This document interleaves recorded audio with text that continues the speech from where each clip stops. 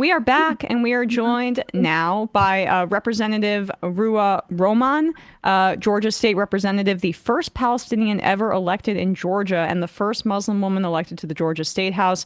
Her piece in Rolling Stone is entitled, "The DNC Tried to Silence Her. Here's Her Plan After Voting for Harris."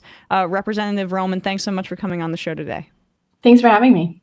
So I guess let's go back to the DNC and talk a little bit about that experience. We played the remarks, your full speech that you gave outside of the DNC hall in Chicago on our program because you were unable to articulate yourself at the convention. Uncommitted had put you forward as a name, even though you are voting for Kamala Harris and were going to endorse her in your speech at the DNC. If you could just explain how all of that happened and what your feelings were after that. Yeah, so, as I've told people a lot now, I was not even supposed to be at the DNC. I didn't have credentials. I was there for a very different panel. But Uncommitted had been in negotiations with the DNC for 2 months at that point, trying to figure out, specifically their biggest ask was a policy commitment to stopping weapons shipments, because at this point we were breaking our own laws to continue shipping these weapons that were killing innocent Palestinians. And they had submitted, from my understanding, multiple names at that point. And this was the Hail Mary, right? They were talking about, I think it was me, Dr. Haj Hassan, Representative Abdel Nasser, who is a Palestinian in Illinois. But the idea was, look, we've sent all of these names. We're just asking for a few minutes on the stage as a sort of symbolic gesture. We understand there's a lot of work left to do on policy, but we wanted to show our base, for lack of a better word, that, hey, there's a place for us here in this party. And to be clear, the part that's most surprising to me is that when you go back and you watch speeches from the DNC, the largest applause lines were about Gaza. Anywhere you looked, not just during Uncommitted's panel on Monday, but anywhere you looked, people were wearing ceasefire shirts, pins, kufiyas, Palestinian flags. The base had clearly shifted on this. This would have been a very easy win. And, even at the time and even now, I'm still very confused and still don't have an answer as to why they refused to have any Palestinian, because it's not about me, right? I was the public Hail Mary. My speech got leaked, so I think people were able to visualize what that could look like. But the reality was, and I kind of, my expectations of the DNC are really low. Right. The first primary I got involved in was like 2016, so I've learned to not have expectations from the DNC. I knew either we got somebody on that stage or we exposed systemic racism, and I'm really sad to say that concern about that racism, particularly against Palestinians, might have been well-founded. Absolutely. I mean, anti-Arab, anti-Muslim racism in this country is bipartisan, and that doesn't make, I think, either of us. I'm a registered Democrat. I will be voting for Harris. You also are a Democratic representative who will be voting for Harris. That doesn't make me feel good about the party that I think is the better one to support, by definitely better than Republicans, that's for sure. But it shows how long of a way we have to go. Did they give you any explanation? I mean, what was their understanding that this was a fear of AIPAC, or was it just what you say, like, we don't want a Palestinian on our stage for the racist reasons that we all understand? If I knew exactly why that happened the way that it did, I think this conversation would be very different, but we weren't even given the dignity of an explanation. And that has been the most infuriating part about all of this, because you and I could sit here and come up with 1,000 reasons why they could have said yes. But I think that is why I very purposely use the term systemic racism, because clearly there was some sort of decision-making mechanism that landed on no, in spite of where the base is, in spite of organizations and unions calling for either me specific, and members of Congress, by the way, calling for either me specifically or just any Palestinian speaker on that stage. And I want to be clear, it really was not about me. It was about any Palestinian donor, family member, non-political person. I don't even think it mattered. And to be honest with you, part of the reason I ended up joining the sit-in that Wednesday night, it wasn't even because people were saying, oh, the sit-in started after the family of the Israeli hostage was on stage. What they don't understand is that we got the no right after that family got on stage. Like, they literally, I was with Abbas when he got the phone call, and I heard the phone call. And I just remember thinking, like, my God, they really missed out on an opportunity. And so the sit-in kind of started because I think understandably, a lot of folks with uncommitted were just very, very upset because they had done things, quote unquote, right within the system. They pulled every lever, pushed every button the way they were supposed to. But I remember going to just make sure everybody was okay. And on the screens outside the convention center, you saw Jeff Duncan, who was lieutenant governor for Georgia and oversaw the passing of the heartbeat bill that has now made abortion illegal in Georgia. I saw him on that stage. And that was the moment I sat down and joined the sit-in, because I was thinking, oh my God, they have room for a swing state Republican, but not an elected Palestinian who's a Democrat from that same swing state. And so when we talk about sort of like the systemic racism of it all, it's the lack of explanation. It's the fact that anybody could veto something like this. It's the fact, and I want to be clear, it wasn't just me, right? At that point, we'd found out the Tennessee 3 were bumped. I believe there was a trans elected member that was supposed to be speaking. There was a clear sort of shift at that point that to me was like, no, I am putting my foot down and I'm anchoring our party in a place where we want it to go rather than being pulled into this direction that doesn't represent us. Have you been facing threats or just racism or harassment because of the fact that you chose to be so visible, even and especially because you're in Georgia and the state's on moving in a more progressive direction, but there's still some retrograde elements? Totally. I think it's really easy to focus on the negatives, but it's hard for me to focus on the negative because for every like 20 messages we got, maybe one of them was negative or awful or terrible or whatever the case may be. And that, frankly, to me is surprising because I worked for CARE Georgia when Trump was in office, where we were targeted by like armed militia and stuff. So my threshold is very different than most people's. Yeah. But the reality is that it has been overwhelmingly positive. And that's what I mean when I say the base has shifted on this. No matter how much there are people trying to put this genie back in the bottle, it's not going to work. It's, if anything else, it's actually exposed how entrenched all of this is and kind of made people even more committed to changing it moving forward. Absolutely. And I guess that's a great way for us to transition to what the plan is, as you write in your article, after voting for Kamala Harris. This is not representative of the uncommitted movement. That's a separate, you're not a part of that because you're obviously committed to voting for her. But it is just a perspective that I think is fascinating to highlight. So how did you come to that decision? Have you spoken to other folks who are of Palestinian descent who are grappling with it as well? And what's your message that you'd like to get out there for people? Yeah. So first and foremost, and I think y'all had actually talked a little bit about some of this, was that my biggest concern right now is turnout. I'm really worried about my community not voting, because what people don't understand is that Trump wins when he surgically targets members of our coalition to convince them not necessarily to vote for him, but just not to vote for us. That is how they win. And I have yet to have a conversation with a single Palestinian or Muslim person that doesn't feel conflicted about their vote, even if they ultimately decide to vote for her. This has been literally a daily conversation in every WhatsApp group I'm in every Signal chat I'm in, literally everywhere I look. Anyone who cares in any way, not just about Palestine, but just progressive values in general, has really struggled this election cycle, which is why I'm so concerned. And there's a few things that I think have helped. First and foremost, I've tried to explain to people that election cycles do not care about our timeline on work, right? They come up and they go. They come up and they go. The work continues outside of that. And I view voting not as the end of the conversation, but as the beginning of the conversation.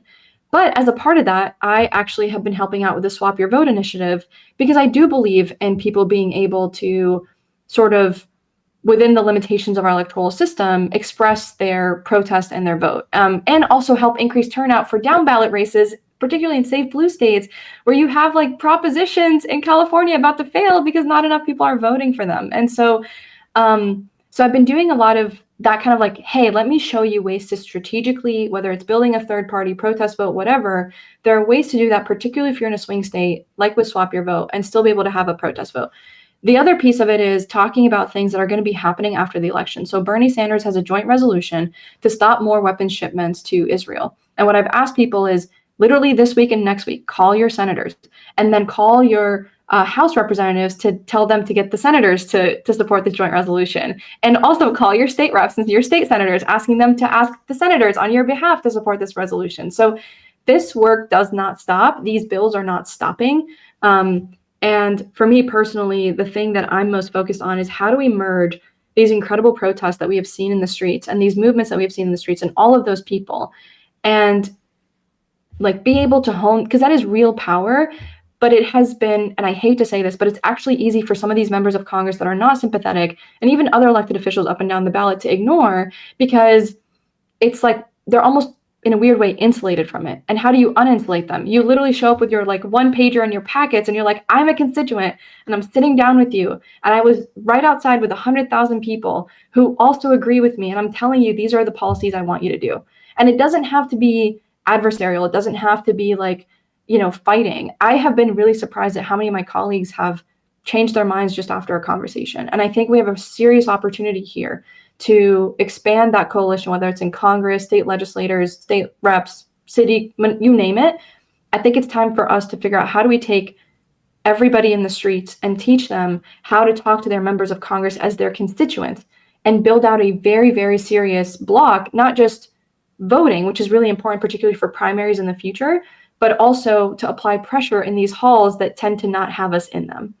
Right. And you mentioned Bernie Sanders there. Bernie doesn't even say the word genocide, right? And that's what it's both a bubble, I think, that you're talking about, but it's also a permission structure about what's acceptable and what isn't. And that's a big thing that I think we need to break through with this conversation. If you could just speak to that as a state representative, as someone in government, how insulated sometimes you feel or you can observe your colleagues are from these realities, even when you say at the DNC, it's clear the base has shifted. They support an arms embargo or at least restricting weapons to Israel. They want a shift in policy. That slow lack of recognition by our elected officials. Like, what's your experience with that? Totally. So the way I explain it to people is that when it comes to international affairs in particular, unlike healthcare, the majority of these elected officials don't have experience with it. That's just the reality situation. So what they do is they rely on the briefings that they get, on lobbyists that come to them, on those who are already in some way, shape, or form already plugged in. Those are the people they're only listening to. And I'm not even joking when I tell you that I have facilitated conversations between Palestinian families and members of Congress where the Palestinian family whose family's in Gaza is able to tell them, like, my family is sheltering in a church and it was bombed. And obviously there's no way for us to fully know this, but I'm willing to bet anything I have that contradicted intelligence reports they were getting, because those intelligence reports rely on Israeli sources. We now, thanks to ProPublica and others, are telling us that many of our elected officials are relying on Israeli resources and nothing else, which is giving them this sort of very one-sided, skewed perspective that's telling them, the public doesn't know any better. We've got these sort of intel that only people with a clearance can see. And it already takes away a massive segment of the population out of the conversation. But when you sit with them and you say, I've got family in Gaza, or I know someone who has family in Gaza, or now Lebanon and Syria, and they can tell you to your face, this was my family's house. This was the second oldest church in the world. Why are we bombing it? And it's hard to turn around and look at somebody and go, but Hamas is using you as a human shield, which in and of itself is racist, right? It is absolutely insanely racist to justify taking down an entire apartment building full of hundreds of people because of a potential, by the way. There has been no confirmation of any of this. And Mossad's headquarters are in the middle of Israel. I mean, that is military installations being near or embedded in civilian infrastructure is not a justification. But you know this, of course. But it has. But here, and I know. Listen. The urgency of ending the genocide has not changed. I want to be very, very clear. That is an urgent thing that needs to end. The reality, though, is that people are people, even elected officials. And before I can even get them to support the policies I want them to support, I have to give them the information that they need that they are currently not getting. And the only way to do that is to amplify the voices of Palestinians that I know, Lebanese people that I know, Syrian people that I know who have family impacted, who have had to evacuate, whatever the case may be, because they have no way to personally interact with this, right? Unlike healthcare, unlike the economy, unlike whatever, they don't have personal ties to this. So there's no way for them to go into a briefing room in a secure whatever facility and be able to say, well, my family said this is not true. That unless you're Rashida, that rarely ever happens in these spaces. And it's up to us to break those bubbles, because to me, I genuinely think that is the surest way to ending this genocide. And in terms of the potential to push the administration, I don't want to be Pollyannish about it, but I do want your honest view. Is there, my assessment has been from the get-go that Biden is not uniquely racist, but for a Democrat, very ideologically Zionist. Harris is more, in my view, still a Zionist, but still a standard Democrat. And that shift, as well as you say, the electorate shifting, presents an opportunity, even if things feel extremely bleak right now. Is that also your view of the situation? 100%. I found President Biden, based on the experiences of those that have met with him, he clearly has an empathy gap on this. And it kills me because a lot of people, including myself, supported him because post-COVID, we needed somebody to help us through the grief. We needed somebody who could be that empathetic voice. But it is clear to me that he does not view Palestinians as people. I don't know how else to describe it. We had doctors who met with him and would try to show him photos, and he would say things like, "Oh, I've seen all the photos." And they're like, "There's no way you could have seen this. I literally took this picture. I'm trying to show you something." Like, he was so incredibly dismissive. He questioned the death toll, even as I was fielding phone calls from desperate people saying, like, "I've lost 10 family members, 100 family members." I mean, it was the most beyond infuriating. But the thing is, I think he's uniquely bad on this, which is terrible. I just think it's just having the worst person possible for this moment. And the people he surrounds himself with are uniquely bad on this. We know that there are certain decision-making processes that happen when it comes to the White House. And on this issue, he surrounded himself by the same incredibly hardcore pro-Israel people that are refusing to even consider that Israel might be doing something bad. And we have given them so much cover on the international stage, on the domestic stage. I just don't see how this continues under a presidency that isn't his and under a presidency that isn't Trump's. Because let's not forget that on the Trump side, he's got folks giving him $100 million because they want to annex the West Bank. And they want to be able to, like try to imagine Lindsey Graham as Secretary of State or like Ted Cruz as Secretary of State. And that just terrifies me. And as much as he's been giving a lot of lip service, and again, this is the Democrats' fault. Like, we should have never left the lane open for these people to have any meetings with Arab and Muslim leaders and constituents. But the reality is that no matter, if you notice, he never uses the word Palestinian in anything that he says. He still thinks it's except as a slur to say Chuck Schumer, as a Palestinian. Yeah. And so, I that's why I say that I think the work continues November 6th. Like, for me, it's just a matter of keeping the terrible forces not getting worse. And in the meantime, relying on our unions who have already called for an arms embargo, relying on progressive organizations that have called for an arms embargo, bringing this multi-faith, multiracial coalition to talk about, push for ending the genocide and applying that pressure. Because again, voting is the beginning of a conversation. And two, we need this coalition because we don't know what economic policies are going to look like. We don't know if there's going to be any backsliding because we didn't have your typical year-long election cycle to vet a candidate. And so we have to be ready during the transition period to pick better staff members, to have better policy, to be submitting those memos, to be talking about these issues and keep them front of center. I actually think November 6th should be a renewal of our efforts, not an ending of our efforts. Absolutely. Representative Ruwa Romman, thank you so much for your time today and for all of your efforts. We will put a link to your piece in the description down below. But how can people help? Some of, you mentioned some of the vote swap thing that you're doing, et cetera, if you don't mind plugging it one more time. So I've got 3 things for y'all. First and foremost, if you're in a swing state and you are still struggling and want to protest vote as well, my recommendation is swap your vote. So go to swapyourvote.org. You can fill out a form. Second thing is make sure that you're contacting your senators by phone and email to ask them to support Bernie Sanders' joint resolution. And the third piece is honestly just be ready to get to work come November 6th and apply that pressure. For example, Chuck Schumer is now saying he's thinking about introducing the bill that would criminalize criticism of the state of Israel based on a definition related to anti-Semitism, which is really concerning. Yeah. So the work isn't stopping. Just be ready. Obviously, take a little bit of a break because I know we all need it, but just be ready and get ready to keep pushing. Thanks so much, Representative Ruwa Romman. Appreciate your time today. Thanks for having me. Hey, folks, don't forget to hit the subscribe button and check out our daily show. We do it every day at 12 p.m. Eastern for about 2.5 hours. We even take phone calls. You should check that out.